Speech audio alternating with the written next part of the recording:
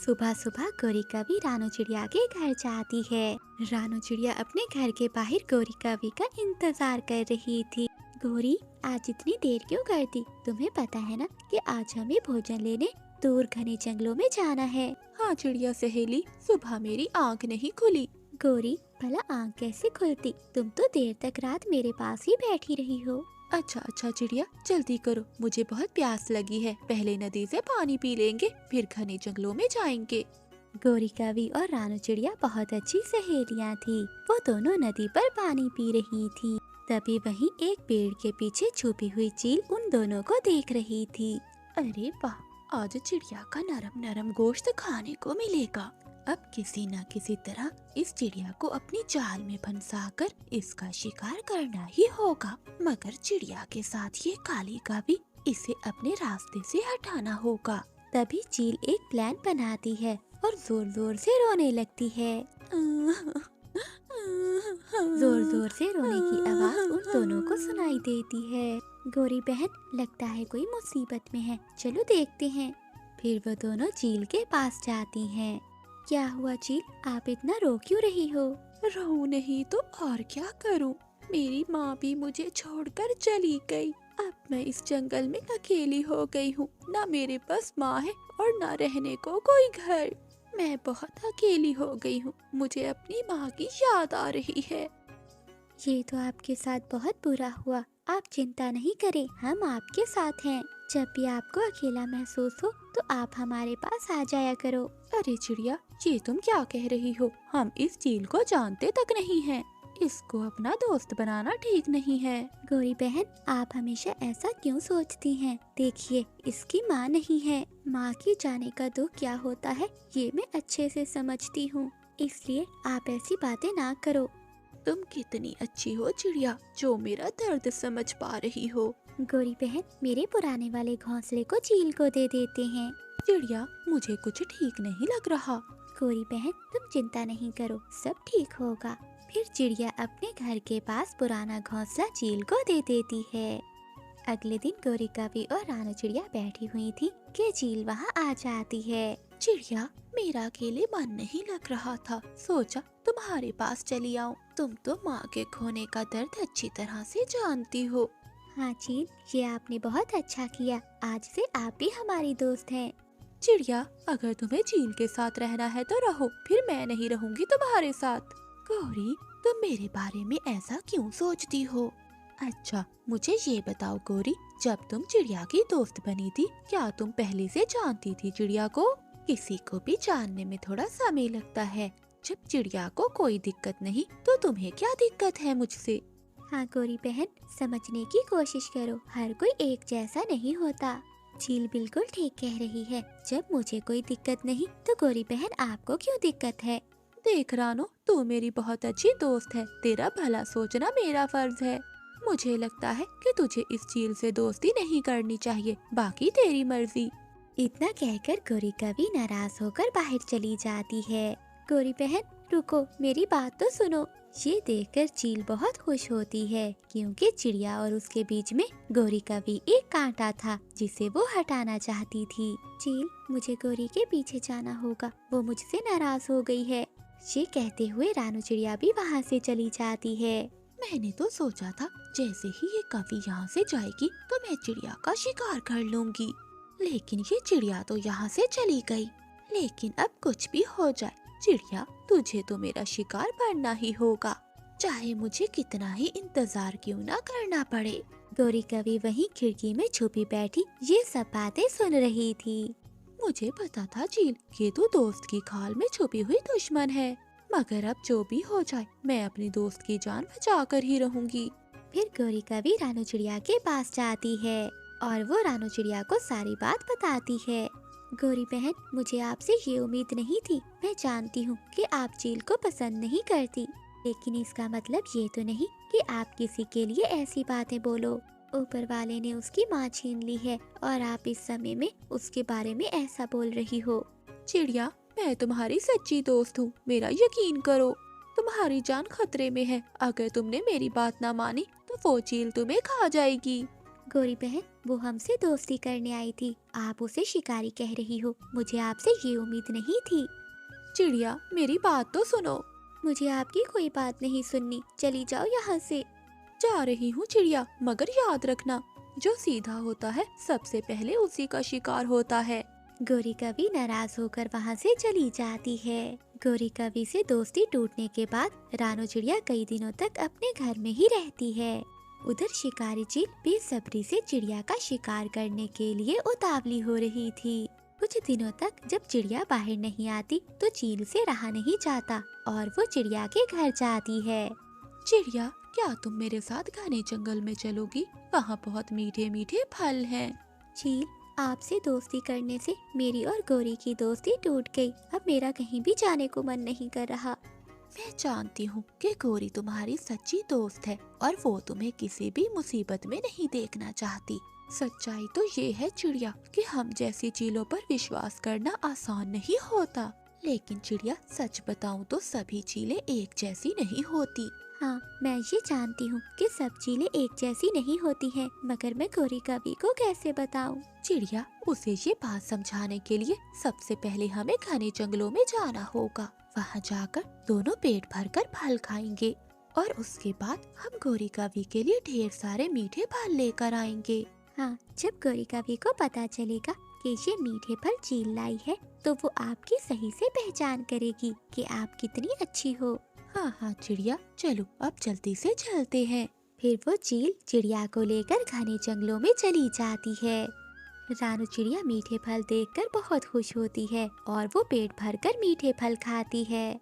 वहीं चील चिड़िया को फल खाते हुए देखकर सोच रही थी, नादान चिड़िया, तू पेट भरकर फल खा ले, फिर मैं तुझे खाऊंगी। चील दोस्त, मेरा पेट भर चुका है, चलो अब हम घर चलते हैं। तुम्हारा पेट तो भर गया है, मगर मेरा पेट अभी खाली है। अच्छा, तो आप भी मीठे मीठे फल खा लें। चिड़िया, शायद तुम्हें पता नहीं है कि मुझे मीठे फल जरा भी पसंद नहीं है। अच्छा, तो आप सिर्फ मुझे मीठे फल खिलाने लाई हो? हाँ, क्योंकि तुम मेरी दोस्त जो हो। चील, आप सच में बहुत अच्छी दोस्त हैं। अच्छा चील, मुझे ये बताओ कि आपको खाने में क्या पसंद है? मुझे चिड़िया का मांस खाना बहुत पसंद है, इसीलिए मैं तुम्हें खाना चाहती हूँ। क्या चील, तुम मुझे खाना चाहती हो? मगर क्यों? मैं तो तुम्हारी दोस्त हूँ। तू बड़ी भोली है चिड़िया, तुझे खाने के लिए ही तो तुझसे दोस्ती की है मैंने। इतना कहते हुए चील रानो चिड़िया को अपने पंजों में दबोच लेती है। तुम्हारी दोस्त गोरी ने ठीक ही कहा था कि मुझसे दोस्ती ना करो, मगर तुमने अपनी दोस्त की बात नहीं मानी। आज तो मौत के मुंह में फंस गई है। हा हा हा हा हा। तुमने मेरे साथ धोखा किया है, ऊपर वाला तुम्हें कभी माफ नहीं करेगा। काश मैंने अपनी सच्ची दोस्त गोरी की बात मान ली होती। हाँ, मगर अब पछताए क्या जब चिड़िया चूक गई खेत। अब तुम्हें मुझसे कोई नहीं बचा सकता। रानू चिड़िया जोर जोर से चिल्लाने लगती है, बचाओ, कोई मुझे बचाओ। गोरी, गोरी कहाँ हो तुम? गोरी कवि को मालूम था कि वो चील कभी भी चिड़िया पर हमला कर सकती है, इसीलिए वो चिड़िया के साथ साथ ही रहती थी। वो जंगल के बाकी पक्षियों को इकट्ठा कर कर वहाँ आती है। रुक जा चील, अगर मेरी दोस्त को जरा भी खरोच आई तो तेरा बचना नामुमकिन है। तुम सब यहाँ कैसे आ गए? दोस्त अगर मुसीबत में हो तो सच्चे दोस्त हमेशा काम आते हैं। सभी पक्षियों को गुस्से में देखकर चील अपनी जान बचाने के लिए वहाँ से भाग जाती है। चील से जान बचने के बाद रानो चिड़िया की जान में जान आती है। आप सबका बहुत बहुत शुक्रिया। शुक्रिया करना है तो गोरी का करो, क्योंकि अगर वो हमें सही समय पर ना बताती तो आज तुम यहाँ ना होती। गोरी, मुझे माफ कर दो, मैंने तुम पर विश्वास नहीं किया। कोई बात नहीं चिड़िया, दोस्ती में कोई माफी नहीं, लेकिन मेरी बात हमेशा याद रखना, कभी भी दोस्ती करने से पहले अपनी दोस्त को परख लेना कि वो तुम्हारी दोस्ती के लायक है या नहीं। मुसीबत में जो काम आए वही हमेशा सच्चा दोस्त होता है। गोरी कवि अपने 2 बच्चों के साथ रहती थी। गोरी कवि पहले से 2 बच्चों की माँ तो थी, लेकिन अब फिर से वो माँ बनने वाली थी। इस हालत में गोरी का पति कालू भी उसके साथ नहीं था। वो उसी जंगल में रहने वाली एक कवि जिसका नाम नीली था, उसके साथ रहता था। गोरी कभी बहुत मुश्किल से अपना गुजारा कर रही थी और ऊपर से बरसात का मौसम भी शुरू होने वाला था। माँ, मिठू अंकल अपना घर बना रहे हैं। माँ देखिए ना, हमारा घर कितना टूटा हुआ है। हमें भी अपने घर को ठीक कर लेना चाहिए। हाँ मुन्नी, तू ठीक कह रही है, मगर बेटी मैं इस हालत में कैसे घर को ठीक करूँगी? और तुम दोनों बहन भाई भी इतने बड़े नहीं हो कि घर की मरम्मत कर सको। मुन्नी बेटी रहने दो, जो होगा देखा जाएगा। गोरी कभी जल्द ही अंडे देने वाली थी, मगर इस हालत में भी उसके पति कालू को गोरी कभी पर जरा भी रहम नहीं आया। एक दिन गोरी कभी अपने घर लौट रही थी कि रास्ते में उसे उसका पति कालू कौवा मिलता है। कालू जी, कैसे हैं आप? ठीक हूँ, तुम कैसी हो गौरी? हाँ, मैं भी ठीक हूँ, मगर आपके बच्चे आपका रोज पूछते हैं कि उनके बाबा कब आएंगे। हाँ, तो कह दो कि पापा कभी नहीं आएंगे। झूठी तसल्ली देने की कोई जरूरत नहीं है। अब मैं चलता हूँ, मुझे अपनी नीली जी के लिए ये फल लेकर जाने हैं।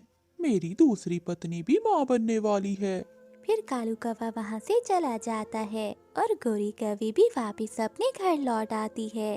रात को बहुत तेज बारिश, आंधी और तूफान आता है। तेज हवा के कारण कालू कौवे का घर गिरकर टूट जाता है। अरे कुछ करो ना, देखो मैं बारिश में भीग रही हूँ और मैं माँ भी बनने वाली हूँ। अगर मैं ऐसे ही बारिश में भीगती रही तो मैं बीमार हो जाऊंगी। जाओ, अब मेरी शक्ल क्या देख रहे हो, कुछ करो। मुझे भी कुछ समझ नहीं आ रहा कि इतनी तेज बारिश में मैं तुम्हें कहाँ लेकर जाऊँ। अरे कालू, क्या तुम अपनी पहली पत्नी को भूल गए हो? चलो उसके पास चलते हैं। फिर वो दोनों गोरी कभी के पास जाते हैं और दरवाजा खटखटाते हैं। कालू जी, आप इतनी तेज बारिश में यहाँ क्या कर रहे हैं? जल्दी अंदर आइए, वरना आप बीमार हो जाएंगे। कालू कौवे के साथ उसकी दूसरी पत्नी को देखकर गोरी कभी हैरान हो जाती है। उसे लगा था कि कालू कौवा अकेला आया है। गौरी, बाहर बहुत तेज बारिश हो रही है और आंधी की वजह से हमारा घर टूट गया। नीली जी पेट से है, अगर मैं इसे ज्यादा देर बाहर रखता तो ये बीमार हो जाती। बस इसीलिए मैं तुम्हारे पास ले आया। हाँ, ठीक है, ये घर भी तो आपका ही है। कालू कौवा अपनी दूसरी पत्नी को गोरी के घोंसले में सुला देता है और गोरी कभी बेचारी अपने बच्चों के साथ ही घोंसले में बैठ जाती है। जैसे तैसे रात गुजर जाती है। अगली सुबह भी बारिश रुकी नहीं थी।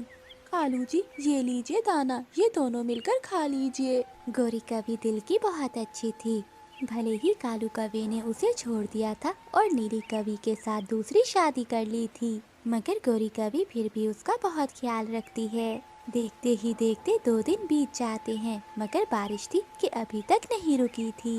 घर पे रखा हुआ सारा दाना धीरे धीरे खत्म हो गया था। गोरी कभी के बच्चे अब भूख से तड़प रहे थे। मम्मा, बहुत तेज भूख लगी है, कुछ खाने को दो ना। बच्चों, बहुत तेज बारिश हो रही है, जैसे ही बारिश रुकेगी तो मैं तुम्हारे लिए जाकर दाना ले आऊंगी। कई दिन गुजर जाते हैं, मगर बारिश नहीं रुकती। नीली कभी भी अब भूख से तड़प रही थी।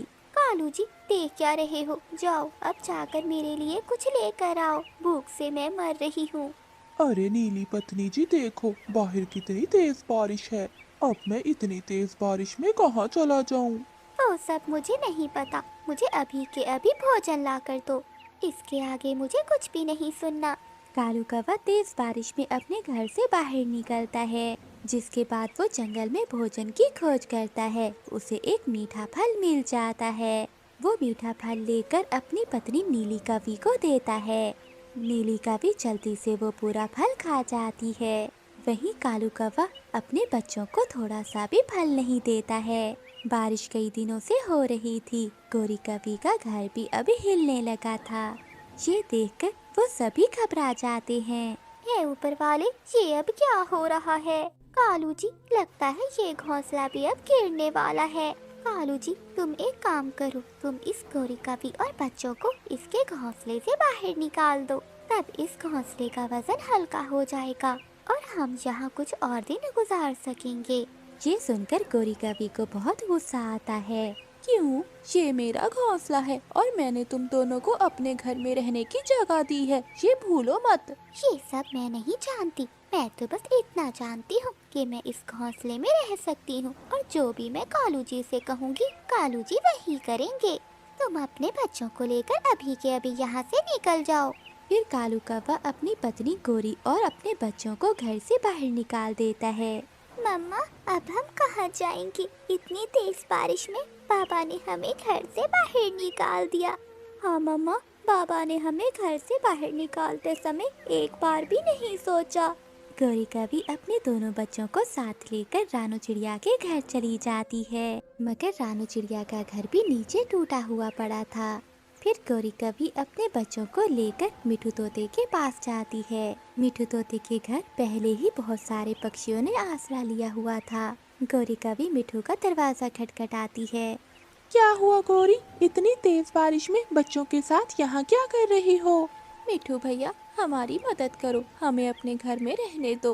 तभी बातें सुनकर अंदर से रानू चिड़िया भी बाहर आती है। चिड़िया बहन, तुम यहाँ, मैं तुम्हारे घर गई थी मगर वो तो टूटा हुआ था।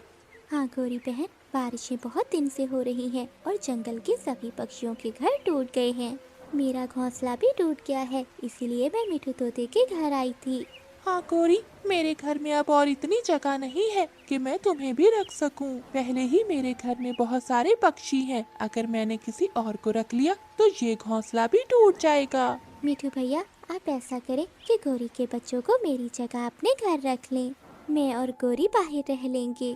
ठीक है चिड़िया, जैसा तुम कहो। फिर मिठू तोता गौरी के बच्चों को घर में ले जाता है। रानू चिड़िया और गौरी कभी बाहर बारिश में भीग रही थी। चिड़िया बहन, तुम्हारा बहुत बहुत धन्यवाद। तुमने मेरी मुश्किल समय में मदद की, मेरे बच्चों को बचा लिया। गौरी बहन, वो मासूम बच्चे हैं, वो मेरे बच्चों की तरह हैं। चिड़िया, मेरे बच्चों ने 2 दिन से कुछ नहीं खाया। गौरी बहन, मिठू के घर में भी दाना खत्म हो गया है, चलो हम जंगल से कुछ दाना ढूंढ कर आते हैं।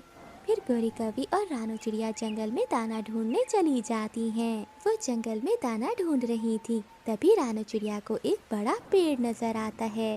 पेड़ में एक बहुत बड़ी खोखर थी। गौरी कवि और रानू चिड़िया बारिश से बचने के लिए उस खोखर में जाकर बैठ जाती हैं। जब वो उस पेड़ की खोखर में जाती हैं, तो वहाँ बहुत सुंदर घोंसले थे। गौरी बहन, लगता है कोई पक्षी इस खोखर में रह कर गया है। हाँ चिड़िया, ये खोखर तो बहुत सुंदर है और यहाँ पर ढेर सारा दाना भी है। लगता है गौरी बहन, ऊपर वाले ने आपकी सुन ली। आज से ये घर आपका है, आप अपने बच्चों के साथ यहीं आकर रह लें। हाँ चिड़िया, तुम भी हमारे साथ रहोगी, हम सब मिलकर रहेंगे। फिर गौरी कवि अपने बच्चों को वहाँ ले आती है। दूसरी ओर वो दुष्ट कौवा और नीली कवि जिस घोंसले में रह रहे थे, वो भी गिरकर टूट जाता है। वो दोनों मुश्किल से अपनी जान बचाते हैं। वो दोनों तेज बारिश में भीगने लगते हैं। अब उनके पास रहने के लिए कोई घर नहीं बचा था। ये कर्मों की सजा थी जो उन्होंने गौरी कवि और उसके मासूम बच्चों के साथ किया था। लालची ठग कौवा उस जंगल में नया नया आया था। मम्मा, मुझे पेड़ खाने हैं, मेरे लिए पेड़ लेकर आओ। चक्कू बेटा, जिद ना करो, तुम्हें तो पता है कि वो बेरी का पेड़ पहाड़ों के पास है। मम्मा, मुझे नहीं पता, मुझे बस पेड़ खाने हैं, पेड़ खाने हैं। चक्कू, तू अब बहुत तंग करने लगा है, अब चुप कर जाओ, मैं जाती हूँ। गौरी कवि अपने घर से निकलती है। वो पहाड़ों की ओर जा रही थी, तभी रास्ते में उसे एक कौवा मिलता है। अरे कौवे जी, पहले तो आपको इस जंगल में नहीं देखा, आप कहाँ से आए हो? मेरा नाम कालू है, कालू कौवा। मैं सागर वाले जंगल से आया हूँ। आपका जंगल तो बहुत सुंदर है और इसमें रहने वाले पक्षी भी बहुत सुंदर हैं। आपको ही देख लीजिए कवि जी, आप कितने सुंदर हैं। गौरी कवि अपनी तारीफें सुनकर बहुत खुश होती है। हाँ हाँ, सुंदर तो मैं हूँ। आइए कौवे जी, मैं आपको जंगल के बाकी पक्षियों से मिलवाती हूँ। फिर गौरी कवि कालू कौवे को साथ लेकर बाकी पक्षियों के पास जाती है। मिठू और कबूतर, ये कौवा सागर वाले जंगल से आया है। सागर वाला जंगल तो बहुत दूर है, ये कौवा बहुत दूर से आया है। हाँ मिट्ठू, मैं बहुत दूर से आया हूँ और बहुत थक गया हूँ। गौरी, जो तुम्हारा पुराने वाला घोंसला है, कालू कौवे को उसमें रख लेते हैं। हाँ हाँ कबूतर, क्यों नहीं, वो घोंसला वैसे भी खाली पड़ा है। चलो कौवे जी, मैं आपको वहाँ छोड़ कर आती हूँ। फिर गौरी कवि कालू कौवे को साथ लेकर अपने पुराने घोंसले में जाती है। ये लीजिए कौवे जी, ये घर आज से आपका है। गौरी जी, आप बहुत दयालु हो। आपका बहुत बहुत धन्यवाद। आपने मेरी मुश्किल समय में मदद की। अरे कौवे जी, अगर किसी चीज की जरूरत हो तो वो सामने घर है मेरा। फिर गौरी कवि वहाँ से चली जाती है। गुड़िया बेटी, मैं जंगल से लकड़ियाँ काटने जा रही हूँ। आप घर में ही रहना और अंदर से कुंडी लगा लेना। ठीक है मम्मा, आप जाएं, मैं आपका इंतजार करूंगी। फिर रानू चिड़िया वहाँ से उड़ती है। रानू चिड़िया को रास्ते में मिठू तोता और कबूतर मिलते हैं। चिड़िया, तुम कहाँ जा रही हो? कबूतर भैया, मैं तो लकड़ियाँ काटने जा रही हूँ, मगर आप दोनों यहाँ क्या कर रहे हैं? चिड़िया, हम ये कालू कौवे के लिए मीठा फल लेकर जा रहे थे। कबूतर भैया, कौन कालू कौवा? चिड़िया, हमारे जंगल में सागर वाले जंगल से कालू कौवा आया है। वो बेचारा बहुत गरीब है। ये फल हम उसके लिए लेकर जा रहे हैं। अच्छा, कहाँ है वो कालू कौवा? चिड़िया, गौरी के पुराने घोंसले में। ठीक है मिठू भैया, वो तो हमारा मेहमान है। मैं लकड़ियाँ काट कर दाना देने जाऊंगी। फिर रानू चिड़िया वहाँ से चली जाती है। कालू जी, ये लीजिए मीठा बेर, ये मैं अपने बेटे के लिए लाई थी और आपके लिए। सुंदर कवि, आपने बहुत अच्छा किया। मुझे मीठे पेड़ बहुत पसंद हैं। क्या आप अपने बेटे के साथ रहती हैं? और आपका पति कहाँ है? क्या बताऊं कालू जी, मेरा पति हमें छोड़कर चला गया किसी नीली कवि के पीछे। अरे, ये तो बहुत बुरा हुआ। आप तो इतनी सुंदर हैं, फिर भी वो कैसे छोड़कर जा सकता है आपको? कोई बात नहीं कवि जी, अगर किसी चीज की जरूरत हो तो मुझे बताना, मैं लेकर आऊँगा आपके लिए। तभी रानू चिड़िया भी वहाँ आ जाती है। अरे गौरी बहन, आप यहाँ? हाँ चिड़िया, मैं ये मीठा फल लेकर आई थी। ये देखो चिड़िया, ये है कालू कौवा जो सागर वाले जंगल से आया है। सागर वाले जंगल में तो मेरे मामा जी रहते हैं। वो जंगल तो बहुत सुंदर है। कालू कौवे, आप इतने सुंदर जंगल को छोड़कर यहाँ क्यों आए हैं? चिड़िया, वो जंगल बहुत सुंदर है, मगर मेरा दिल नहीं लगता वहाँ। क्यों कालू जी, आपका दिल क्यों नहीं लगता वहाँ? क्या बताऊँ गौरी जी, मेरी पत्नी के मर जाने के बाद वो जंगल मुझे सूना सूना लगता है और मेरा वहाँ दिल नहीं लगता। बस इसीलिए वो जंगल छोड़कर चला आया कि शायद इस जंगल में मेरा दिल लग जाए। कालू जी चुप कर जाइए, ये जंगल भी आपका है। आप जब तक चाहे इस जंगल में रह सकते हैं। रानू चिड़िया कालू कौवे को गौर से देख रही थी। अगली सुबह कालू कौवा जंगल के पक्षियों से कहता है, पक्षियों, मुझे नहीं अच्छा लगता कि तुम सब मेरे लिए भोजन लाते हो। मैं आज से खुद अपना भोजन लेने जाऊंगा। देखा चिड़िया, ये कौवा कितना शरीफ है। एक मेरा पति था जो हर समय काई काई करता था और उसके लिए भोजन भी मुझे ही लाना पड़ता था। गौरी, तुम भी तो हर समय उसे मारती थी। चुप कर जा मोटी चोंच वाले। फिर कालू कौवा भोजन की खोज में जंगल में चला जाता है। वो लालची ठग कौवा सारा दिन एक पेड़ के नीचे बैठा रहता है और शाम होते ही वापस लौट आता है। अरे कवि, क्या हुआ? तुम्हें आज कोई फल नहीं मिला? पक्षियों, एक पेड़ पर बहुत सारे फल लगे थे। जैसे ही मैं वो फल तोड़ने लगा तो पेड़ में से आवाज आई कि अगर तुम मेरे पेड़ के नीचे जेवर और पैसे रखोगे तो वो दुगने हो जाएंगे। तो कालू कौवे, तुमने रखे क्या? अरे मिठू, मैं तो रहा मुसाफिर पक्षी, मेरे पास गहने और पैसे कहाँ से आए? इसीलिए तो आप सब पक्षियों को बता रहा हूँ ताकि जो एहसान आपने मुझ पर किया है मैं वो उतार सकूं। फिर कालू कौवा वहाँ से चला जाता है। अरे वाह, अगर ऐसा है तो मेरे गहने भी डबल हो जाएंगे और मैं जंगल की अमीर कवि बन जाऊंगी। अरे गौरी बहन, ऐसा कैसे हो सकता है? वो कौवा झूठ बोल रहा है। चिड़िया, ऐसा हो भी तो सकता है, शायद हमारे पैसे डबल हो जाए। हाँ मिठू, ये तो बहुत अच्छा है, एक बार आजमा लेना चाहिए। फिर मिठू तोता, कबूतर और गौरी कवि ने कालू कौवे के बताए हुए जगह पर एक पोटली में कुछ पैसे रख दिए। आधी रात को ठग कालू कौवा उस जगह पर आता है और वहाँ पर एक और पोटली रख देता है।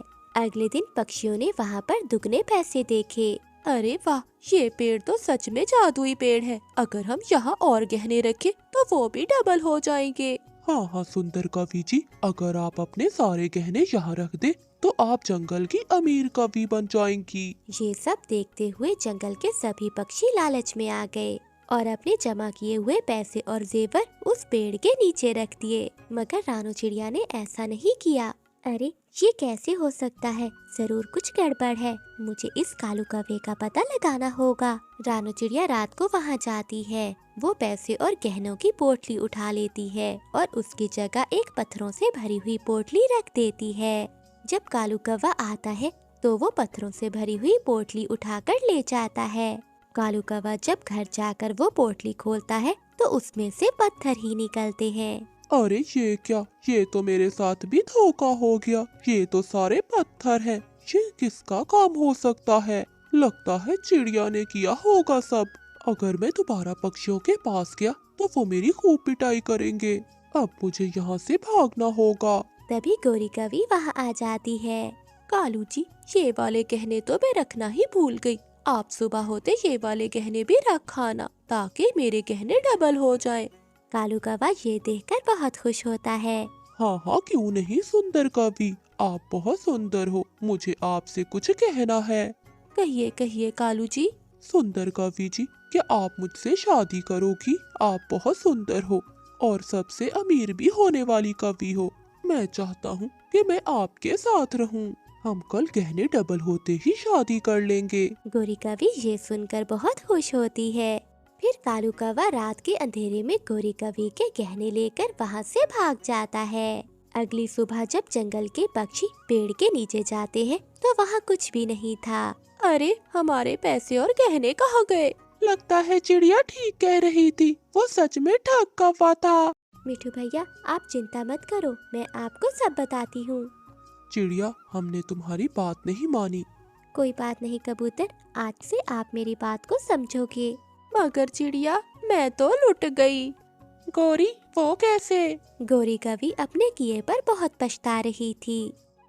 कालू कौवा, टुन्नू चिड़ा और मिठू तोता तीनों कंवारे दोस्त नदी पर बैठे हुए थे। तभी गोरी कवि अपनी सहेली रानू चिड़िया के साथ नदी पर आती है। कालू कवि को गोरी कवि बहुत पसंद होती है। हाय, मौसम है सुहाना और ये सुंदरता। मौसम है सुहाना, लगता है किसी का इरादा है मार खाना। फिर गोरी कवि और रानू चिड़िया वहाँ से चली जाती हैं। गोरी कवि की बात सुनकर दोनों दोस्त कालू कवि पर हंसने लगते हैं। बहुत हो गई बेइज्जती, अब तो यही मेरी दुल्हन बनेगी। पर मैंने सुना है कि गोरी कवि की माँ बहुत गुस्से वाली है। वो गोरी कवि को अकेले कहीं नहीं जाने देती, इसीलिए उसकी सहेली चिड़िया उसके साथ जाती है। कोई बात नहीं टुन्नू, पहले मैं चिड़िया से दोस्ती करूँगा और फिर मैं गोरी कवि से प्यार करूँगा। अरे वाह वाह कालू कवि, ये हुई ना बात। अगले दिन जब तीनों दोस्त मिलते हैं तो कालू कौवा कहता है, दोस्तों, गोरी की जो सहेली है वो हर रोज बेरी के पेड़ से फल लेने जाती है। अच्छा, कितने बजे जाती है? क्या वो अकेली जाती है या कोई उसके साथ होता है? अरे टुन्नू, तू क्यों पूछ रहा है? क्या तेरा दिल चिड़िया पर तो नहीं आ गया? वो तीनों दोस्त हंसने लगते हैं। तभी रानू चिड़िया वहाँ से गुजर रही थी। कालू कौवे की नजर रानू चिड़िया पर जाती है। वो तीनों दोस्त रानू चिड़िया को रोक लेते हैं। क्या मैं आपसे कोई बात कर सकता हूँ? हाँ बोलिए, क्या बात करनी है आपको?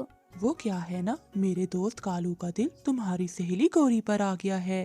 अच्छा, तो कालू कौवे को प्यार हो गया है? हाँ चिड़िया, प्यार है ही ऐसी चीज। अब इस टुन्नू चिड़े को ही देख लो, इसे भी किसी से प्यार हो गया है। चुप कर जा मिठू, हम यहाँ कालू की बात करने आए हैं तो कालू की बात ही करने दो। ठीक है टुन्नू, वो क्या है चिड़िया कि मेरे दोस्त कालू का दिल तुम्हारी दोस्त गोरी कवि पर आ गया है और ये तुम्हारी दोस्त को अपनी दुल्हन बनाना चाहता है। इसलिए चिड़िया, मैं चाहता हूँ कि तुम पूछो, क्या वो भी मुझे चाहती है? कालू, जहाँ तक मैं जानती हूँ मुझे लगता है कि मेरी सहेली का दिल भी तुम पर आ गया है। क्या सच? मगर एक प्रॉब्लम है। प्रॉब्लम? क्या प्रॉब्लम है? वो गोरी कवि की माँ गोरी की शादी अमीर घर में करना चाहती है। वो तुम जैसे मामूली कवि से गोरी की शादी नहीं करेगी। मैं भी कोई मामूली नहीं हूँ, मैं भी बहुत अमीर हूँ। ये सुनकर टुन्नू चिड़ा और मिठू तोता एक दूसरे को देखने लगते हैं। मेरा मतलब है मेरे पास ये दो कीमती दोस्त हैं, तो हुआ ना मैं भी बहुत अमीर। कालू कवि, आप बहुत भोले हो।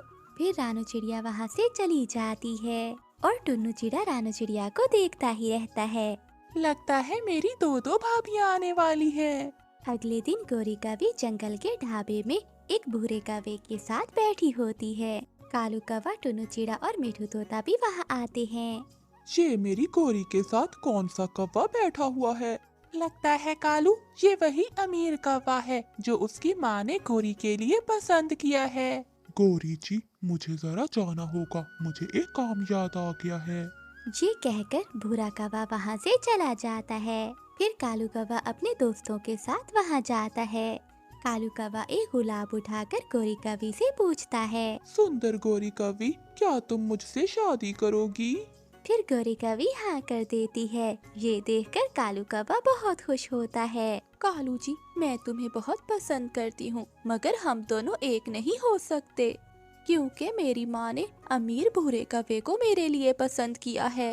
तुम चिंता नहीं करो, तुम बस मेरी ही पत्नी बनोगी। कालू जी, ये इतना आसान नहीं है जितना तुम समझ रहे हो। गोरी जी, तुम चिंता नहीं करो, अब देखती जाओ कि मैं क्या करता हूँ। फिर कालू कौवा एक प्लान बनाता है और अगले दिन गोरी कौवी के घर एक नौकर बनकर जाता है। कौन हो तुम? माँ जी, जंगल से पता चला है कि आपको एक नौकर की जरूरत है। मेरा नाम कालू कौवा है। अच्छा कालू, खाना बनाना जानते हो? हाँ हाँ माँ जी, सब कुछ आता है मुझे बनाना। उस दिन के बाद गोरी कौवी की माँ कालू कौवे को काम पर रख लेती है। मौका मिलते ही गोरी कौवी और कालू कौवा मिलते और प्यार भरी बातें करते। सुनो नौकर, आज मेरी बेटी के ससुराल वाले आ रहे हैं, खाना अच्छा ही बनाना। ठीक है माँ जी। थोड़ी देर बाद गोरी कौवी के होने वाला पति और उसके माता पिता आ जाते हैं और शादी की बात तय हो जाती है। अगले दिन कालू जी, अब क्या होगा? गोरी जी, तुम चिंता नहीं करो, मैं हूँ ना, मैं कुछ न कुछ जरूर करूँगा। ये कहकर कालू कौवा अपने दोस्तों के पास जाता है। वो बैठे हुए थे कि उन्हें सामने एक पेड़ के नीचे भूरा कौवा और नीली कौवी बैठे दिखाई देते हैं। वो ये देखकर तीनों दंग रह जाते हैं। अरे, ये तो वही कौवा है जिससे हमारी भाभी की शादी तय हुई है। हाँ मिठू, मुझे दाल में कुछ काला नजर आ रहा है। इसकी शादी किसी और से तय हो गई है और ये यहाँ नीली कौवी से मिल रहा है। इसका तो भांडा फोड़ना ही पड़ेगा। अगले दिन कालू कौवा गोरी कौवी के पास जाता है और सारी बात गोरी कौवी को बता देता है। उन दोनों को एक साथ बैठे गोरी कौवी की माँ उन्हें देख लेती है। नौकर कहीं के, तुम्हारी हिम्मत कैसे हुई मेरी बेटी के पास बैठने की? निकल जाओ यहाँ से। माँ जी, मैं आपकी बेटी से शादी करना चाहता हूँ। क्या? शादी, वो भी तुम जैसे नौकर से? निकल जाओ, मेरे घर से निकल जाओ और मेरी बेटी के करीब न आना। वो कालू कौवे को गुस्से में घर से बाहर निकाल देती है और अगले ही दिन गोरी कौवी की शादी करने का प्लान बना लेती है। अगले दिन जब गोरी कौवी और भूरे कौवे की शादी होने लगती है तो कालू कौवा वहाँ आता है। माँ जी, ये शादी रोक दीजिए, वरना आपकी बेटी की जिंदगी खराब हो जाएगी। तुम फिर यहाँ आ गए। अगर अब मैंने तुम्हें दोबारा देखा तो मैं तुम्हारा बहुत बुरा हाल करूँगी। मैं कहीं नहीं जाऊँगा, पहले आप मेरी बात तो सुने। फिर कालू कौवे के दोस्त टुन्नू चिड़ा और मिठू तोता नीली कौवी और उसके बच्चों को साथ ले आते हैं। भूरा कौवा ये देखकर डर जाता है। रुक जाओ, ये शादी रोक दो। भूरा कौवा पहले से ही शादीशुदा है और ये रही उसकी पत्नी और उसके बच्चे। ये सब देखकर भूरा कौवा डर जाता है और गोरी कौवी की माँ से माफी मांगता है। मुझे माफ कर दो माँ जी, मैं गोरी कौवी की सुंदरता देखकर बहक गया था। ऐ ऊपर वाले, ये क्या हो गया? अब मेरी बेटी से कौन शादी करेगा? माँ जी, मैं हूँ ना आपकी बेटी से शादी करने के लिए, मैं तैयार हूँ। तू तो तैयार है, मगर मैं तैयार नहीं। मैं तुझ जैसे गरीब कौवे से अपनी बेटी की शादी नहीं कर सकती। माँ जी, मैं गरीब नहीं हूँ, मेरे पास मिठू तोता और टुन्नू चिड़ा जैसे दो कीमती दोस्त हैं और मैं बहुत ईमानदार हूँ। फिर कालू कौवे की माँ भी मान जाती है। गोरी कौवी और कालू कौवे की शादी हो जाती है। सुनिए जी, आपकी सहेली की तो शादी हो गई, आपका क्या ख्याल है मेरे बारे में? रानू चिड़िया मुस्कुराती है। तेज बारिश में सुनहरी चील अमरूद लिए अपनी गुफा में जाती है। बेटी सुनहरी, कुछ लाई हो मेरे लिए? हाँ माँ, एक अमरूद मिला था, वही लाई हूँ। फेंक दो बाहर ये अमरूद, मैं नहीं खाऊंगी। तुम हर रोज मुझसे वादा करती हो कि माँ माँ मैं तुम्हारे लिए पक्षी लाऊंगी, लेकिन हर रोज अमरूद लेकर आ जाती हो। माँ क्या करूँ, जंगल में बहुत तेज बारिश है और पक्षी बहुत सियाने हो गए हैं, अब वो मेरी बातों में नहीं आते। सुनहरी बेटी, मेरे पास एक उपाय है। फिर दोनों माँ बेटी आपस में सलाह करती हैं। बेटी, कैसा लगा मेरा उपाय? माँ, ये तो कमाल का आइडिया है, अब कोई ना कोई पक्षी तो मेरे जाल में फंस ही जाएगा। दूसरे दिन सुनहरी चील आंखों पर काली ऐनक लगाती है और जंगल में चली जाती है। दूर से ही सुनहरी चील चिड़िया को देख लेती है और एक पेड़ से टकरा जाती है। बेचारी, लगता है ये चील अंधी है। रानू चिड़िया सुनहरी चील के पास जाती है। चील चील, क्या हुआ, क्या आपके चोट तो नहीं लगी? नहीं नहीं, क्या तुम तोता हो? नहीं नहीं चील, मैं चिड़िया हूँ। माफ करना चिड़िया, मैं देख नहीं सकती ना, इसीलिए पूछा था। चील, अगर तुम देख नहीं सकती तो क्यों आई थी इस जंगल में? आपको अपने घर में ही रहना था। चिड़िया, मेरे घर में ढेर सारे गहने हैं, अब तो मैं अंधी हो गई हूँ, मुझे डर है कि कोई चोर मेरा सोना ना चुरा ले। तो फिर आप यहाँ क्या कर रही हैं? मैं तो यहाँ किसी पक्षी को लेने आई हूँ जो मेरे गहनों की रखवाली कर ले, बदले में मैं आधा सोना उस पक्षी को दूंगी। चिड़िया, क्या तुम मेरे साथ मेरे घर जाओगी? रानू चिड़िया थोड़ी देर सोचती है और फिर चील से कहती है, नहीं नहीं चील, मेरे घर में मेरे बच्चे हैं और मेरे बच्चे अपनी माँ के बिना नहीं रह सकते, मैं आपके साथ नहीं जा सकती। ठीक है चिड़िया, काम तो बहुत आसान है, एक बार फिर से सोच लो। मैंने सोच लिया, मैं नहीं जा सकती। फिर चील जंगल में आगे जाती है। सुनहरी चील को रास्ते में मिठू तोता मिलता है। चील चील, तुम कहाँ जा रही हो? क्या तुम अंधी हो? हाँ, मैं अंधी हूँ। तुम कौन हो? क्या तुम कबूतर हो? हाँ हाँ, मैं कबूतर ही हूँ। मगर तुम्हारी आवाज तो तोते की तरह है। वो ऐसा है ना कि तोता मेरे घर के पास रहता है, इसलिए मैं तोते की तरह बोलता हूँ। कबूतर कबूतर, मैं किसी पक्षी को लेने आई हूँ, मेरी गुफा में ढेर सारा सोना और चांदी है।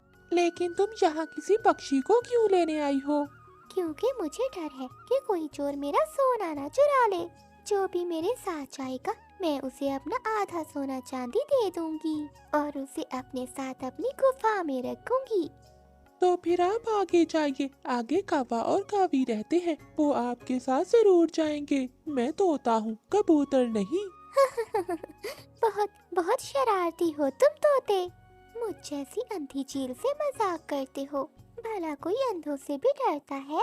मुझे पता है कि तुम अंधी हो, मगर मैं फिर भी तुम्हारे साथ नहीं जाऊंगा। फिर चील वहाँ से चली जाती है। वो कौवों के पास जाती है। सुनहरी चील कौवों के पास जाकर वही बात करती है। अगर कोई पक्षी मेरे साथ आए तो मैं उसे अपने आधे गहने दे दूंगी। कालू, हम अंधी चील से आधा सोना ले लेंगे और बाकी का सोना हम चुरा लेंगे। ये तो अंधी है, कौन सा देख सकती है। बात तो ठीक है गौरी, तुम ऐसा करो, तुम इस चील के साथ चली जाओ। फिर गौरी कवि सुनहरी चील के साथ वहाँ से चली जाती है। चील, कहाँ है तुम्हारा घर? ये गुफा है ना, मैं इसी गुफा में रहती हूँ। फिर सुनहरी चील धोखे से गौरी कवि को गुफा के अंदर ले जाती है। जब गौरी कवि गुफा के अंदर चली जाती है तो सुनहरी चील अपनी काली ऐनक उतार देती है। ये लो माँ, मैंने आपकी ख्वाहिश पूरी कर दी। अरे अंधी चील, तुमने ऐनक क्यों फेंक दी? और यहाँ तो कोई भी सोना चांदी नहीं है। मैं बताती हूँ काली कवि के सोना कहाँ है। फिर माँ चील गौरी कवि पर हमला करती है और उसे पकड़ लेती है। धोखा, ये मेरे साथ धोखा है। तुम लालची हो, इसीलिए तो मेरे धोखे। फिर वो दोनों कौवे को मारकर पार्टी करती हैं। कौवा और कवि अपने लालच की वजह से अपनी जान से जाते हैं।